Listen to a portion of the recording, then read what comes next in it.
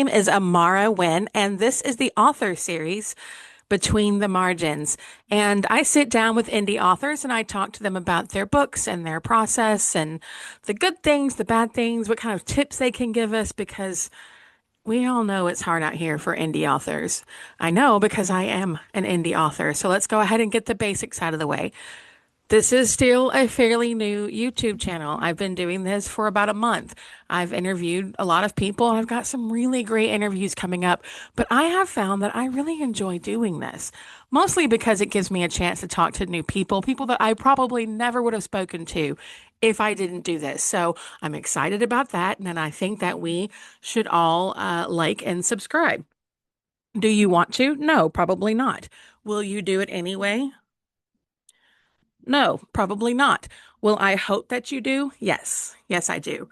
It's just fun. And it gives these brand new and sometimes long-term indie authors a chance to be experienced. And some of the best books that I've read in the past 2 years have been by indie authors. So like, subscribe, comment, all that fun stuff. Yes, I say it every time. Yes, I'm too old to ask. Yet here I am asking. And I myself am an indie author. I published my first book in December of last year. It is called More Than I Expected.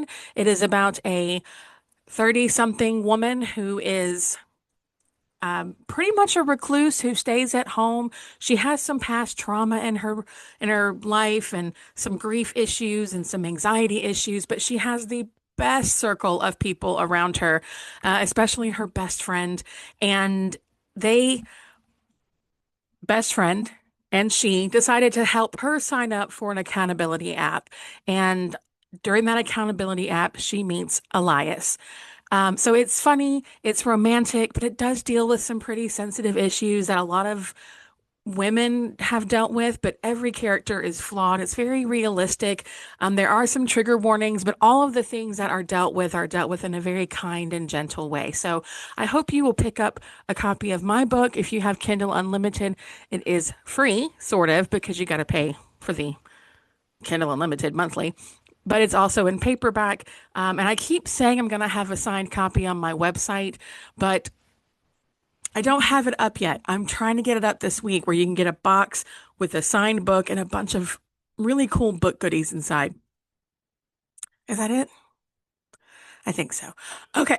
So you can get it on Amazon. All the links will be in the description.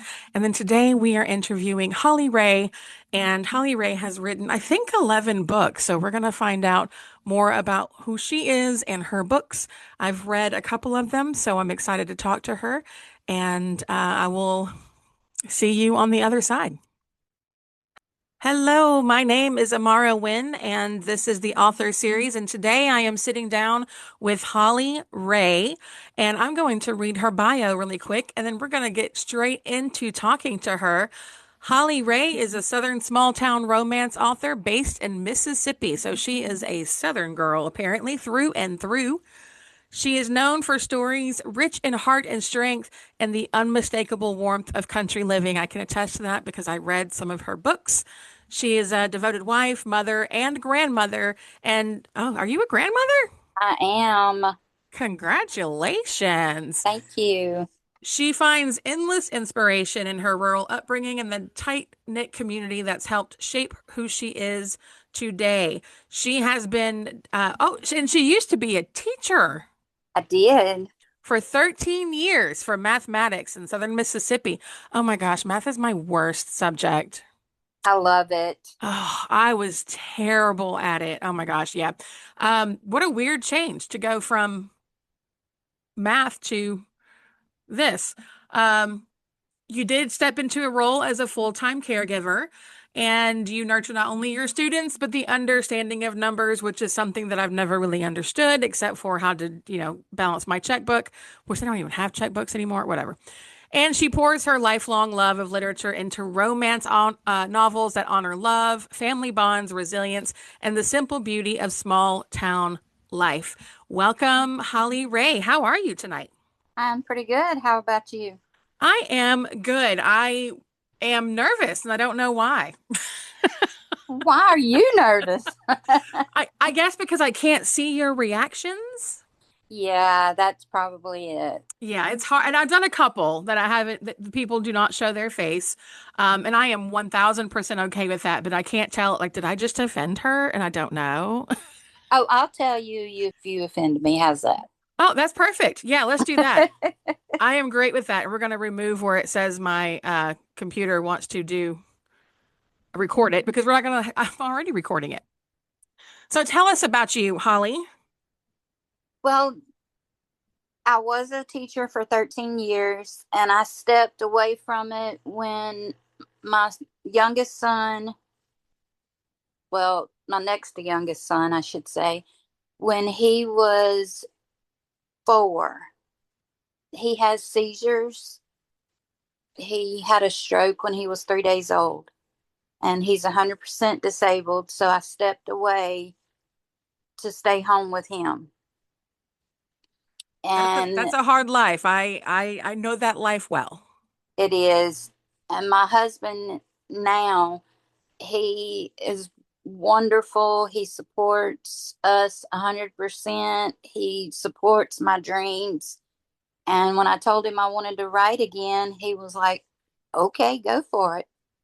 I love that. And he says that's my job now, Matthew, and writing. I treat it as a job. Yeah, you've written a lot of books. Was it 11 total? 11 total. I can't say that I've written all of them recently. That was my question. Were some of these backlogged? Yes. Okay.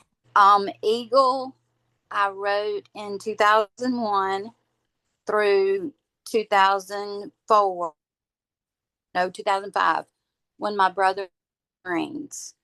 Okay. He was shipped off to the Middle East right after boot camp after 9/11. Oh, wow. And writing Eagle helped me. Yeah, that's Then tough. I wrote another one that I have not published. I'm not sure if I'm going to publish it again or Yeah, when I was looking through then your list, I was wondering like which of these were first. I can see which published first, but which ones did you write first? It's hard. I wrote Eagle first. Then I wrote H&H Reunion. Then I went back and wrote Reb. And I just recently wrote Scout and Pup Okay. in that series. So let's just, are you a chaotic writer? Are you disciplined? Like, do you have discipline? I don't. I don't. Okay. I write what my characters tell me. Yeah, Whichever characters are screaming the loudest is what I write. And I could be in the middle. The reason Pup took me so long to write is because I wrote the first 4 of H&H Ranch Saga, and I wrote the Quicksilver Pulse in the middle of trying to write Pup because those characters just were screaming in my head and wouldn't shut up. They just would not shut up. so you're one of the, I'm that way too. I usually have like 3 or 4 projects going at any given time, and it really depends on which one is annoying me the most for me to be the one that Exactly. I'm working on. Exactly.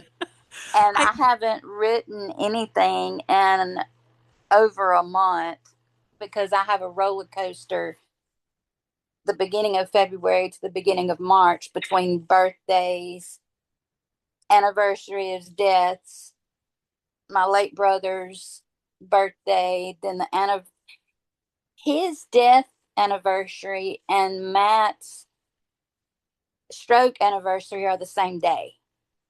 Oh, wow. So we start February 4th with a birthday and we end in on March 4th with the anniversary of my brother's death and Matt's stroke. So that month is roller coaster of feelings and I just couldn't write.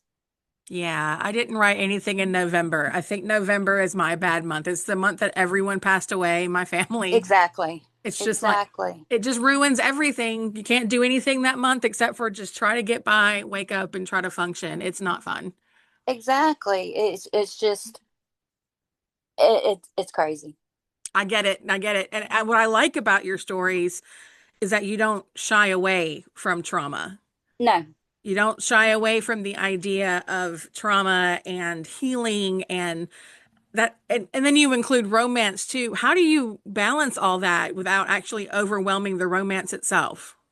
Um, I, I listen to my characters, and that's something that a lot of people don't understand is I'll start thinking about a tragic event that happened in my past, in a family member's past, or a friend's past, or something I see on TV, and then all of a sudden a character jumps on that train of thought and just tells me the story. So when H&H And Reunion was being written, those characters they just found their way to you. yes, I love that. I cannot, I have tried and tried and tried to sit down and map out a story and all the stuff that all these other authors do. You may or may not, I'm not sure, but you have the outlines, you have the descriptions of the characters, and you have an ending, and you have all this. I can't do that. I try that. I'm I not, did too. I try every time I write something and I ghost write. So when I get an outline, I think, oh my gosh, that is so much easier if someone would just give me an outline, but I can't build one for myself to I save can my, build it. I can build it, you just won't follow it. but my characters won't follow it. Yeah. I tried that. I tried this time around when I was writing my sequel to write an outline 'cause I didn't have one for the first book. And I thought it's going to make it so much easier if I have an outline. And I'm already so far from it at this point. Exactly. I've given up. And that's why I don't do it. Everybody's like, well, don't you know where it's going to go? How do you do that? I don't know how I just anything listen goes. to my characters. My characters talk to me. They tell me what they look like, if they have a southern accent like me, if they don't, if they say ugly words, if they don't, if they want to have spicy scenes in it or not. I don't know if you read any of the Force Recon series. That is a closed door Christian romance. Yeah, I did not And read that then one because I read the spicier ones. H and H, H and H is spicy, Yes. and then Quicksilver Pulse is spicy. Yes, it is. It's my spiciest one so far. I'm so proud Yes, of myself. it is. It is spicy. That's the I first read that one. because it was such a weird jump from your other ones that I had to read Right. it. Well, the reason it's such a jump is because after Eagle and after the one I'm not sure if I'm going to publish again yet, Paul's Teacher, I got into the shifter and the vampire and the Aragon, and then Harry Potter come out, and all of that came out, and I told my oldest son, we have 5 kids, so Lord, I'm so tired between for the you. two of us, between my husband and myself, we have 5 kids. We don't distinguish between bio and non-bio kids. They're all our kids. So you're exhausted. Hear you. Yeah, and I have 2 grandkids. And my oldest son, I told him, I said, I want to write something not normal for me. Yeah. And he said, well, do it. So that brings, and I just asked Angela Rush this question a day before yesterday, and I said, "How does your family take you writing spicy scenes?" So The have reason that I write under a pen name is because my parents doesn't want their church friends to know I write spice. okay, that's a good So I reason. decided I am not having 3 pen names, one for spice, my real name for the Christian romance, and then another one for the romanticy.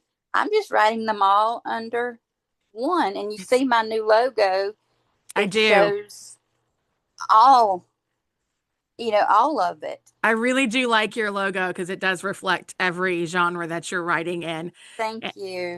it's beautiful. I wondered because I whenever someone has a pen name and I understand why they don't want to show themselves, I always wonder is it because of their job or their family?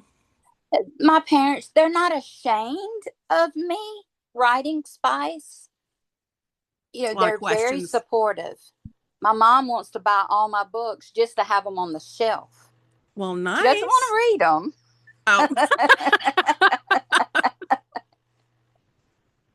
My dad, he was so funny. He bought the ebook of H&H reunion. That's the first one I released again. And he read two paragraphs, and H&H reunion how it starts. Yes, I do. And he told me, he said, "Baby, I tried. That's just Poor not my dad. cup of tea." I was like, "Okay." He said, Poor "I'm not saying dad. it's bad. It's just not my cup of tea."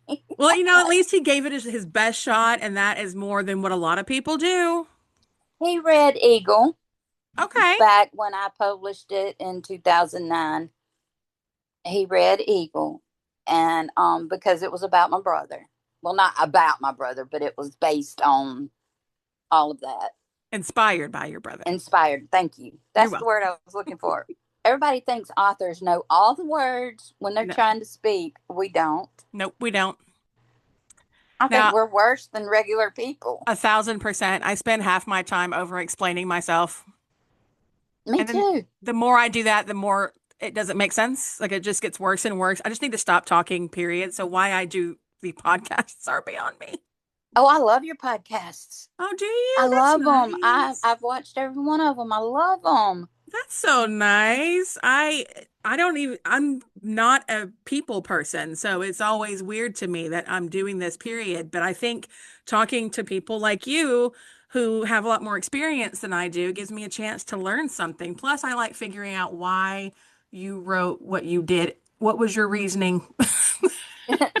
Yeah, I've read some like, okay, where did that come from? Yeah, And then so I that look and then I'm like, oh, okay. And you know what I'm talking I about do. too. I do. I think you and H.L. Wiley talked about that one. Yep, we did. I know exactly what you're talking about. I was telling my husband about that the other day and he just cracked up. It's such a weird place to be in. And I love when like we have these little inside moments that not everybody knows. It's sneaky and suspicious. Exactly. The, Exactly. Don't the, you want to know? the indie author world, at least the one that I have found my way into, has been the most fun, supportive group of people. Yes. I wasn't expecting that. I really kind of expected there to be competition. Not me too, because when the difference for me when I published Eagle in 2009 and Paul's Teacher in 2009, I went with a semi trad company. And I say semi because it wasn't a big name. And they went bankrupt a few years later because they weren't pushing their authors. They did not do what they said they were going to do in the contract. And then we had no way to fight them back then. Yes, that's I things have couldn't afford to changed. hire a lawyer, No. Ugh. and I bought my rights back so I can freely do whatever I want to with it. And I did not change it. It's raw. It's the way I wrote it when I wrote it. There's probably a lot of spelling errors, there's probably grammatical errors, punctuation errors, but I wanted it raw. I See, I wanted it like that. my feelings because I was going through so much then because my brother and I were so close then. And for him to just be poof out of my life, out of my firstborn son's life, because he worshiped the ground my brother walked on at that point in time. And it was shocking. It was something that none of us thought would ever happen. And then now that he's deceased, we were estranged when he was deceased. Oh, I'm sorry. And he chose drugs and alcohol over his family. And he overdosed. Oh, wow. And I always say he left the war. He came home from the war, but the war didn't leave him. I wish that was a story that we hadn't heard many times before. It's an epidemic. It is. And the support is just not there. It's not. And that should be where the millions and billions of dollars that we're not going to get into politics, but that's where the money should be going. Everything just clenched up. I was like, oh, do we discuss politics? No, I'm just going to say more money should be going to the VA, To the to people who were veterans. defending our country. We'll just leave it at that and go on about our business. Okay. How's that? Okay. Well, then let's move into the books that I have read because you Okay. have a lot and I haven't read them all, but I have read three. Okay. Um, H&H Reunion was my first one. All right. I immediately loved it because the the opening dynamic alone. I mean, Exactly. just out the gate was like, oh, okay. Well, this is painful, but Yeah. intimate, Very. but still intimate. Right. Was that image your starting point from the beginning? Yes. I could see it so plain in my head, and I had to. That was my first. Did she plan that? that book was inspired by someone dear to me's tragic past. Okay, that makes more sense actually. That one was inspired. I had to get out my feelings about that trauma. And that's where 90% of my books are written, is me getting through my, and people argue with me all the time that not everybody has PTSD. Yes, they do. Oh, of course they do. There's always Everybody something. has a trauma in their past. If you don't, you're lying. If you don't, then you haven't figured it out yet, but it's there. Go to therapy. Exactly. And that's my therapy, is writing. Yeah, it was And very painfully intimate. yes, I kind of just stopped, actually. I just stopped after reading that part and just sat with it. I, Probably one of the better openings to a book, I guess, because it's one of those ones that made me stop and then want to continue moving forward. Now, DL, and is it Bria? Bree. Brie. Okay, I've been pronouncing it wrong this whole time. Good for me. It's fine. It's fine. Now, do you want to tell us about the book or do you want me to just start asking you questions? You can just ask questions. Okay, because I didn't know if everybody knew about it. So essentially, this book I thought I was going to be walking into like a Yellowstone type book, Right. and because that's just what I imagine now because I've watched too much Yellowstone.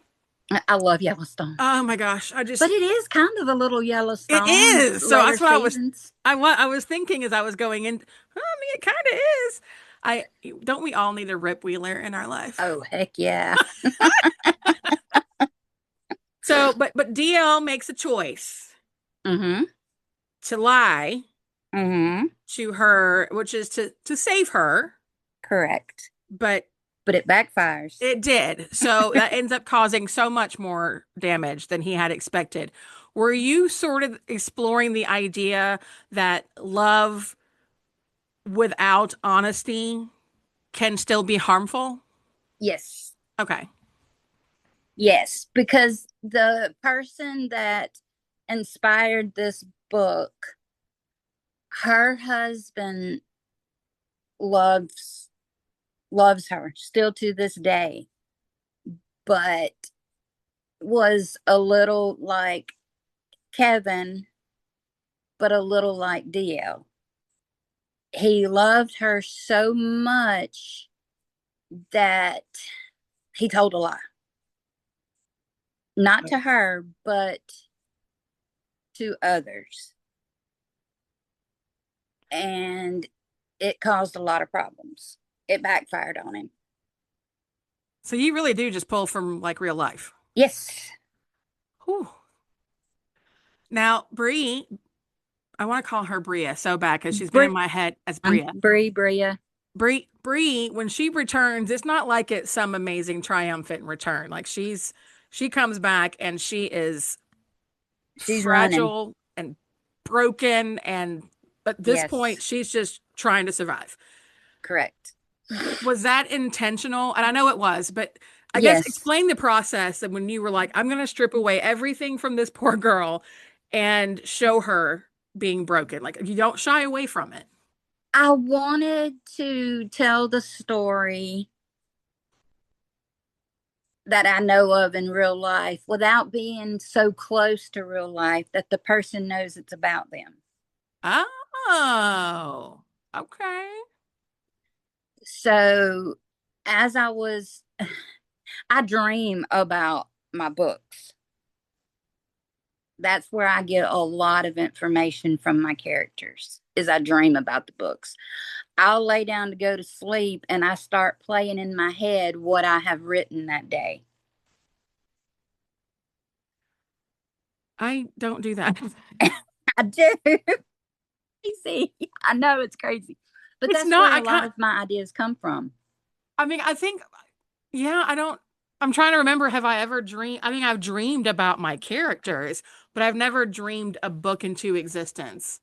That I do for some, and some they just come to me as I'm writing. But the beginning ones, like H&H, all pretty much all of H&H came to the first three came to me like that. I love that. Um, and I was thinking about this person's situation, and it just came to me like you don't need to put it so much like real life because you don't want this person to figure out who it is. Yeah, wouldn't that be horrifying if she was like, Yes. "Oh, that's me." So that's where I thought about it. And I'm like, well, let's strip this person down even more than the real life person is. I put some of my past, I've had the hospitalization, I've had that happen. Okay. And so I put that in. And another friend had something going on with her. So I put that in.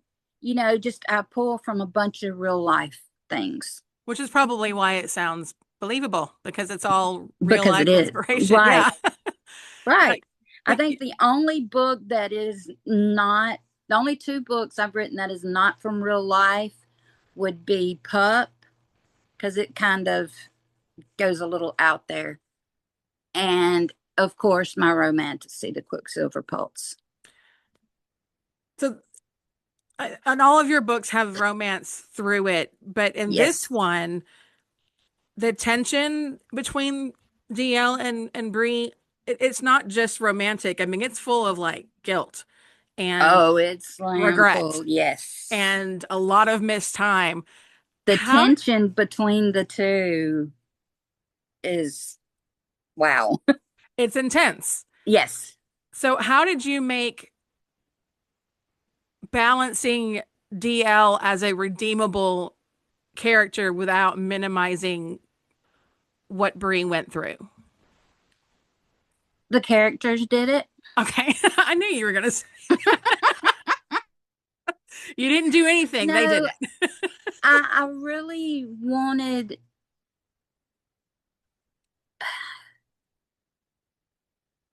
I'm a survivor of Me Too. And I wanted that she's a survivor. She can come out of it. She can come out on top, but he can too. Because there are male survivors of Me Too also.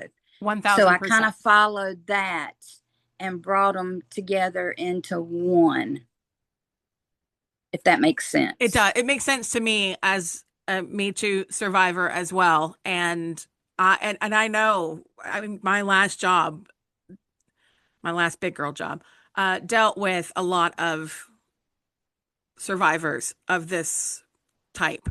So yeah, Right, male and female. right. And so yeah, that makes sense to me. But when he lies to her, were you worried that people, like the readers, weren't going to forgive him?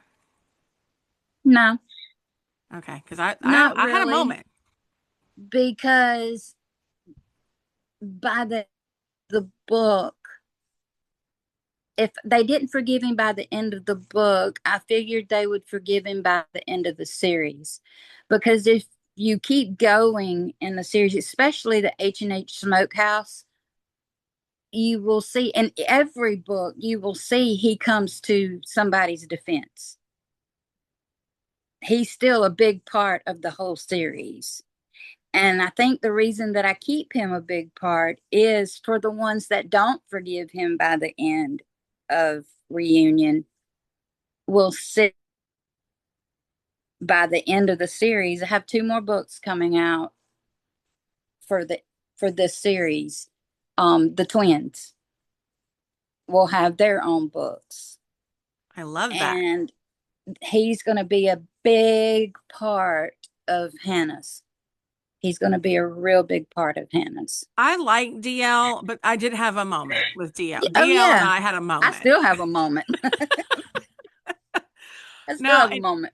in Coach, that one seems so much more um subdued. It seems like it's a slower paced book in comparison to the first one. Right. There was a big shift, it seemed. I mean, not like a huge shift, but there was like a tone shift. Was that because of Brent being like a very steady and patient character? Yes. Okay.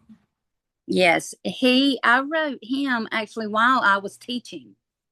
I wrote that book while I Oh, was teaching. So all of these are years long backlogs.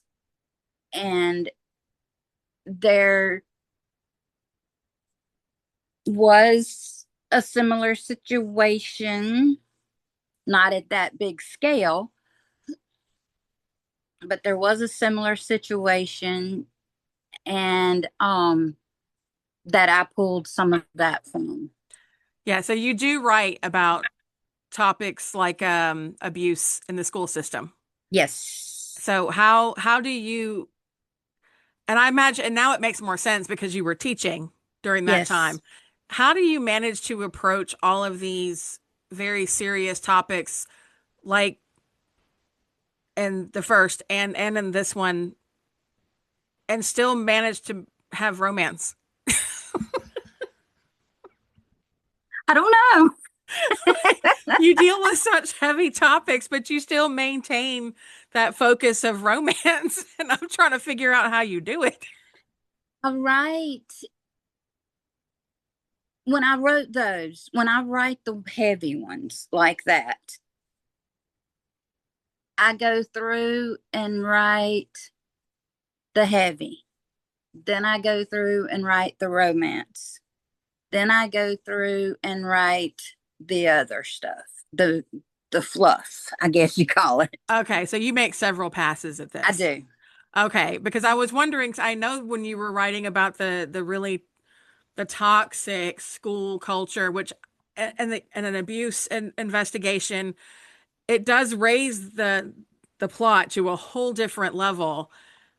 I'm just wondering really what inspired you to even cover that. And you said earlier that there was something similar that had happened, but It wasn't to that scale. When I was teaching, I had a lot of kids. I had a lot of students that came to me like I was their mother, like I was their confidant, like I I got was you. their aunt, their sister, whatever you want to call it. And confided in me about a lot of stuff that was going on. And one girl came to me about a situation like what I wrote about. Yikes. And that one that I know for sure happened 100%, but there was others that I had that happen to them also. And so I just developed the plot from there. It's Janet, hard. yeah, I'm like that's and how do you still manage to care? I mean, I know that Brent is like the he is that guy who's going to show up regardless. Like Mm-hmm. he's not that alpha man and he's not the toxic kind of guy. He's just the guy that's going to be consistent. He's going to show up. He's going to be a good guy. But then like Janet is constantly carrying this grief and exhaustion. When I was tired just reading Janet. How do you approach writing that kind of character who doesn't have the luxury of just falling apart? And I'm guessing it's from personal experience. And then to have a character who constantly shows up. I guess in real life, maybe because that's what I've dealt with in my own life. I'm really bad about not seeing the constant people who show up because I'm too busy trying to not fall apart. How Well, you made it seem so believable. I was a single mom with two kids and one being disabled. And this is going to sound really weird, but don't take it weird. My dad was my constant with Matthew. I wasn't gonna take that weird, That's why I said don't take but that weird. I seen why you said it. My dad, before I met my husband now, my dad was my constant. He was there for every doctor's appointment, every hospital stay, everything since Matt's been born. Because Matt's natural father left me in the hospital having Matt. Well, that is not a nice man. So, so I had that constant to pull from. Do you want to give us his address? He's deceased. Oh shit, sorry. Oh shit. He is deceased. But Of course he is. at the time that I wrote Coach, my dad was there. And so I pulled from his constant how he was there for me and for Matt for Brent. That makes sense. Okay, because yeah, okay. So you were like Janet and your dad was like Brent, Yeah, well, yes and no. but not in that kind of way. In that way, not in the other way, but in that way. Not in the dirty, gross kind of way. Exactly. Now, Eli, Yes. popular. Everybody seems to like Eli. He's a sweetie. Yes. And was it important to, and I know the answer, but I have to address it as someone who has disabled children. Was it important for you to represent a neurodivergent child authentically? Yes, very much so. I actually had a friend of mine that has an autistic, neurodivergent, whatever the political way to say it is now, um, read it and make sure that it was good enough. What it was supposed to be. Yeah. And she loves it. She Yeah, I thought loves it it. was really well done. And I think that's why everybody liked him because it was well done and it was that can sometimes be a topic that can be difficult to read, but also tackle in writing Right. because you And know you don't want to offend anybody. being a teacher, I saw it and I Right. looked at it from a different view. You know, I saw the kids struggling to concentrate and struggling, and they're not bad kids. And that's what I wanted to bring into Coach.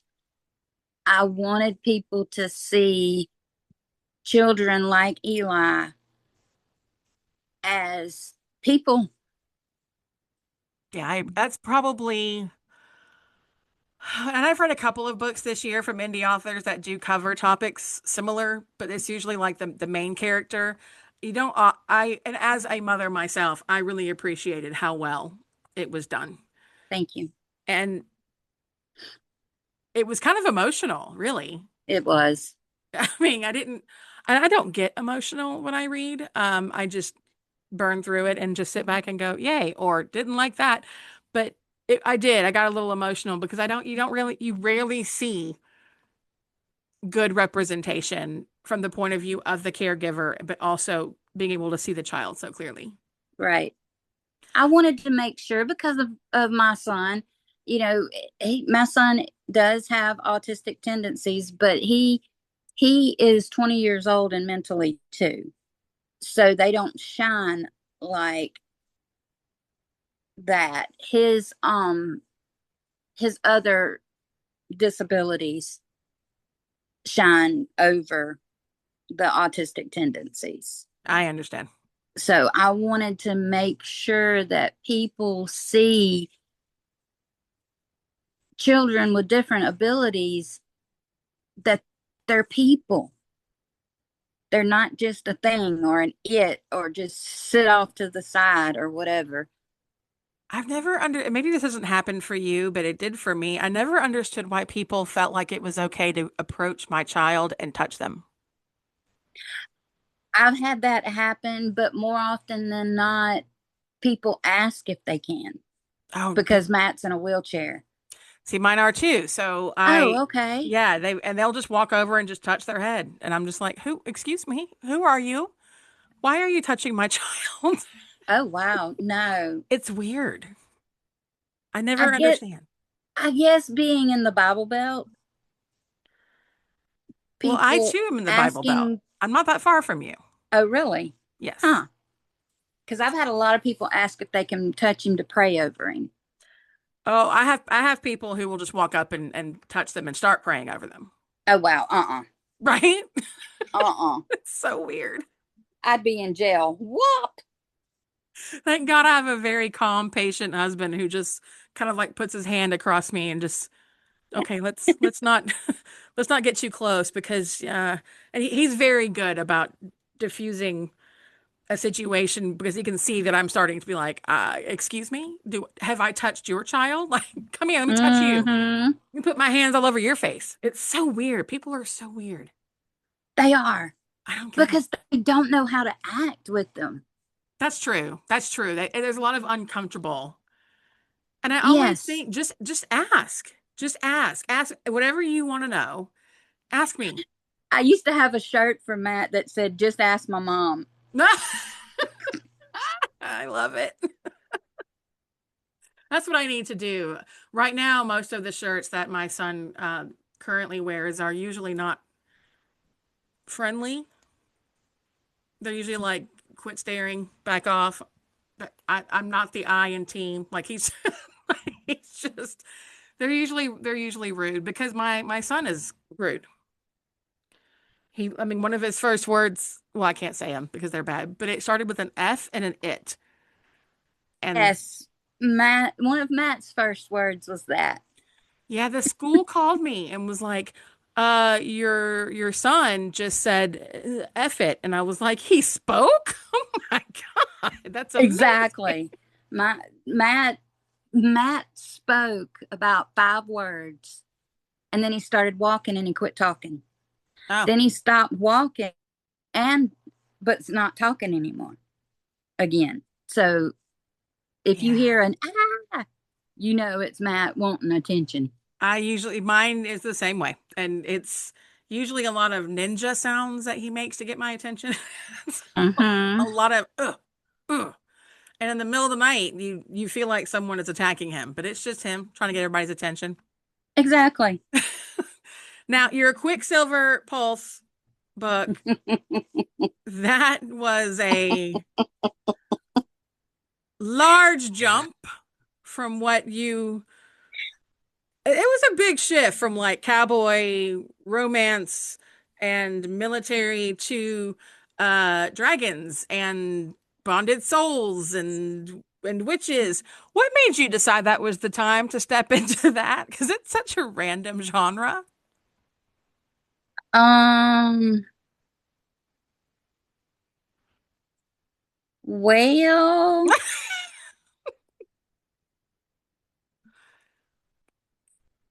Just liked it.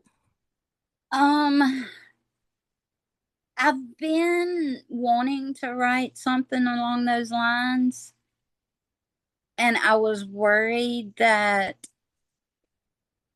it wouldn't fit in with what I write already.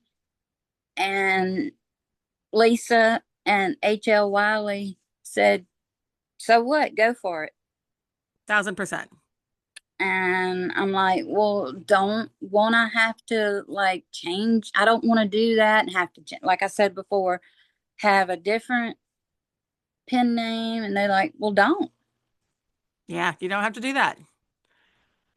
Now you Nowadays, you don't." and I love the fact that you did a complete genre hop. I love it. And you had that idea of there's one soul. Oh crap! One soul for the force. Mm-hmm. One soul for the force, one for the frequency. Is that Yep. right? Okay. And I do want to address the some of the spicier scenes, but I'm not going to because I think people need to read it themselves. Um, your care, but I really want to. Go ahead. I'm not gonna lie. I was not expecting that. Not out of me, huh? I was like, what in the, it was so, hmm. I guess because from the blurb, I didn't get that. And don't get me wrong, I'm not complaining. I enjoyed it. But I was shocked because I mean your other stuff is very deep and and not that there's not trauma and stuff, but it really seems like you were more into the intimate, dangerous connection, can't stay away, Yeah. as opposed to a lot of trauma. Yeah, this one I didn't really want the whole trauma theme. I kind of wanted to step away from that because all my other books are so heavy They are, and they're that, great, but this one was just like out the gate. yep, I High just, stakes. I don't know. Yeah, I, you blended a couple of different tropes, like you did the what the forced proximity, you did the rivals to lovers. Uh, Academic rivals to lovers, yes.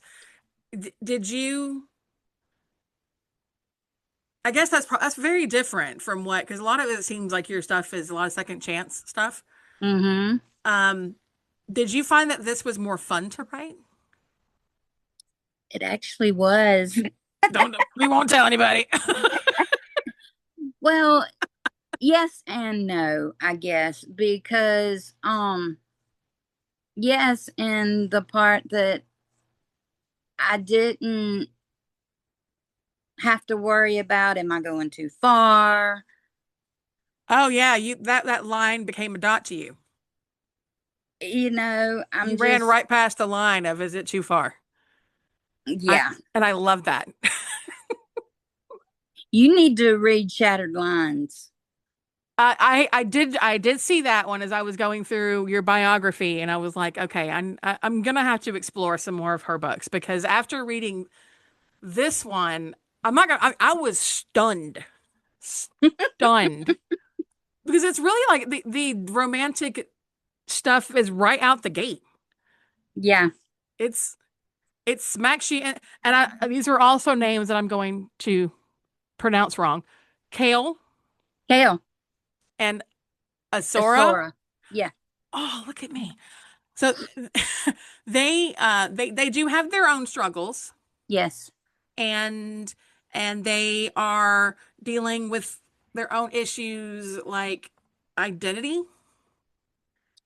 expectations. Were you trying to mirror their struggles with each other?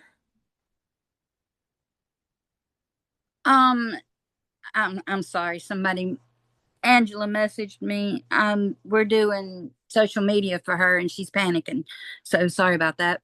Oops. Um, Hi, Angela. Facebook is giving her crap. Oh, I understand. Okay, let me tell her that I'll be with her in a minute. Sorry about that. That's okay.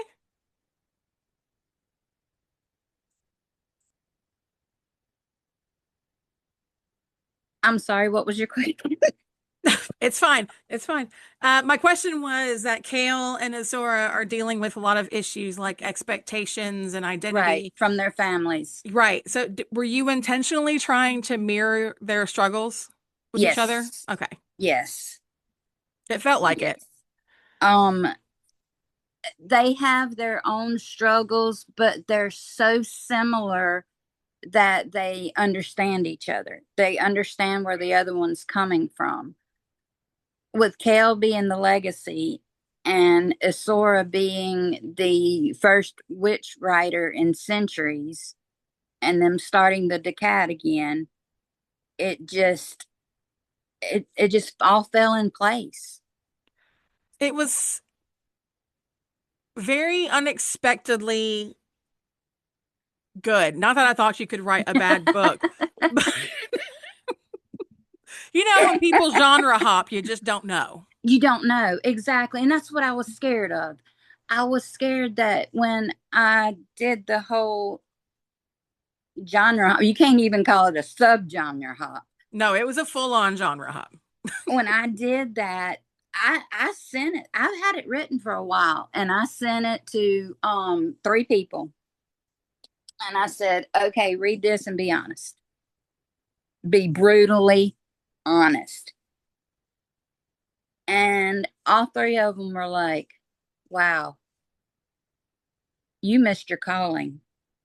You're a romantasy writer. You're Well, that's not kind of what I a thought when I got contemporary done. romance writer. I'm not gonna lie. I thought, she's in the wrong genre. I mean, the other ones are good, but Right. th this one was so different, but in a good way. And it was so well written. And I'm not even like a huge romantasy fan. I've learned to appreciate it more reading a lot of the indie authors that we've come Hmm. across. I would, but never would normally like pick that up. But I literally thought, well, she's in the wrong genre. She needs to be moving into this realm more often. So, and I see that it's a trilogy. Are you Yes. planning on kind of living in this genre for a while? I'm not sure yet. It's according to what my characters decide. Because someone from the past may jump back up and be like, hey, I'm still here. Yeah, I've got to finish H and I've you haven't read um Force Recon, so Pup, the fourth and final one in Force Recon, is also the first one in a new series, a spinoff series called Dogs, Dawgs. As in like the Georgia dogs. Yep, and it's going to get really intense, and it's going to be more. It's going to have the romance in it, but that's going to be more of a subplot, Okay.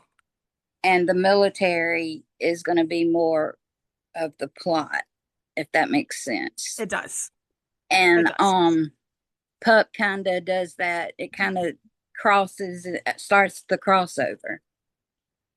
And It, after I finish those, I don't know. After I finish Shattered in the Pines trilogy, which is Shattered Lines, and my two for H, and I don't know how long the dogs is going to be. I have no idea. how Um, fast are you writing these books? I can usually write a book in a month, but I don't have a job. This is your job. It's Writing my is your job. job. well, taking care of Matt, you know how that is. It's Yes. a That's job in why and of that's why I itself. work from home now. It's for the exact same reason.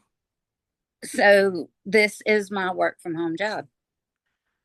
That's a lot. Do you go through like the beta read, the editor process, the proofreading? Do you go through all of that? Do you pay people to do that? I do not pay people to. I am. I have friends, Lisa, H.L. Wiley, and Stacy. She's not in the group, but she's a good friend of mine. I met her on TikTok, actually. Nice. She's a book talker, and I was introduced to her, asked her to read some of my books, and that's how we became friends. And the three of them alpha and or beta read for me. And then I'm in a group on Facebook, Smutty Book Club, and I do my arcs through there. Nice. Because I don't pay anybody either. Now, I just refuse to basically, because I'm I do like too. I'm I'm an Why? indie author. Like, where do you think I have this money Exactly. from? Where are you getting this money? Right. I mean, I can tell you it's not from writing these books. It's, but I have a great group of people. Like my husband is an artist, my daughter is an artist. I've got another friend who's an author who will beta read. I've got an actual editor who I've been friends with longer than he's been an editor, so I make him do it for free. Uh, Yeah, it's like, I I'll be your edit. friend if you'll do I this for free. edit all my books. I use Atticus to format all my books. I'm a one person show, Same, one person circus. same. And you now have with Lisa and HL, who I've already interviewed, and HL and that cat, I swear. Um, I know that was funny. I've never, that was stunning. You guys now have the triple threat media. Yes. You want to tell us about that? Yes, we offer any and all social media help. We make reels, we make graphics, we do the captions, we either send it to you or we will post it for you. And that's what is going on with Angela right now. I posted something earlier and it's saying that Facebook is not allowing the music because it's copyrighted. Ooh. Yeah. So I've got to figure that out here in a minute. And but we are doing that. We also I do all my cover art and so does Lisa and HL, so we're offering that as well. And HL Wiley, she's trying to offer like the insights of your Facebook, TikTok, Instagram. She'll look at all that and tell you what's the best time to post and all of that. We just help everybody with their social media, and our prices are cheaper, way cheaper than everybody else. So if you know somebody, so if somebody wants to get some help with like promoting and working with their social media, how do they get a hold of the three of you? Um, at triple dot media, wait, triple dot threat Threat. dot media dot three. I'll get it right here in a minute. I will make sure I post all of that on the screen. And you have a website, I'm assuming Yes, our we can go and get website prices. is triple threat media dot my dot canva dot site. Gotcha. Okay. I will make sure that that's on there as well. That way, if anybody wants to check out another prices and everything listed on there, Yes, they are. perfect. And you guys are I mean, because you can't do it for free. No, but we don't charge a whole lot. There We're has very been some reasonable. really expensive people who have approached every indie author saying, "We'll give Oh you a yeah. review for this much money, or we can Don't help you with pay your for a marketing." review. How do we get that through to people that you I don't have don't to pay for? know. They Look just get up suckered into at it. random dot in dot thoughts dot right. I don't know what you'll have to put that on there, Yeah, Lisa. Look her up. Get in our Indie Authors United group for reviews. They're free. I've Don't pay never for reviews. I've never understood why. I mean, I get it because they want to get their book out there, but it just seems like you're wasting your money. Exactly, because if Amazon catches you, you're gone. You're gone. Now, I have to go back and actually leave some reviews for some of the books that I've read so much in such a short amount of time, getting ready for these interviews, that I haven't had a chance to go back and leave reviews. I have to go back and leave quite a few. But if I could tell every reader one thing, it would just be if you read it and you like it, review it.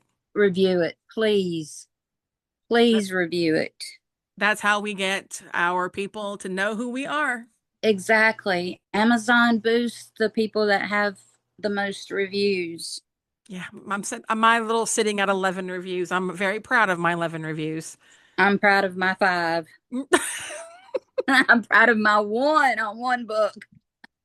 And My own another, friends haven't reviewed it. They've read it, but they haven't reviewed it. And I'm like, okay, right. well, you know, Another place to review is Goodreads and BookBub. yes, yes, absolutely. Holly, I know you've got things to go and do because you've got people who are waiting for you, and I don't want to hold you I mean, I do want to hold you hostage, just keep you here. But I know that we don't want Angela to panic anymore. Yeah, let's get Angela taken care of. I mean, she is paying you, so we want to Yeah, make she's paying us. so make sure you go and handle her. You've been so much fun. You have once I finish catching up on some of your books, we'll have to do this again. Yes, please. It was great. I've I had enjoyed fun. it. It wasn't as bad as you thought it was going to be, was it? I wasn't nervous for this one. Okay. Now I was for the other one, that scribe, the first one I The did, Wandering Scribe. the Wandering Scribe. I was really nervous for that one. Yeah, he sent me all the questions and then I just went off on my own tangent. He didn't That's stay with the questions. No, he did not. I didn't either. I don't normally like to send the questions ahead of time because I know me, I'm going to go off of topic. I really enjoyed talking to him, but I think he thought I was a bit chaotic. I Shock think and we all surprise. are. Yes. I'm like, we're all indie authors. We're all crazy. Yes, we are. We're doing this for free. Exactly. All right. Okay. Is this Angela Rush you have to go and talk to? Yes, Oh, go tell Angela I said hi. She was so much I fun the other will. night. All I right. sure will. Thank you. Have a good night. You too. Bye bye. Bye.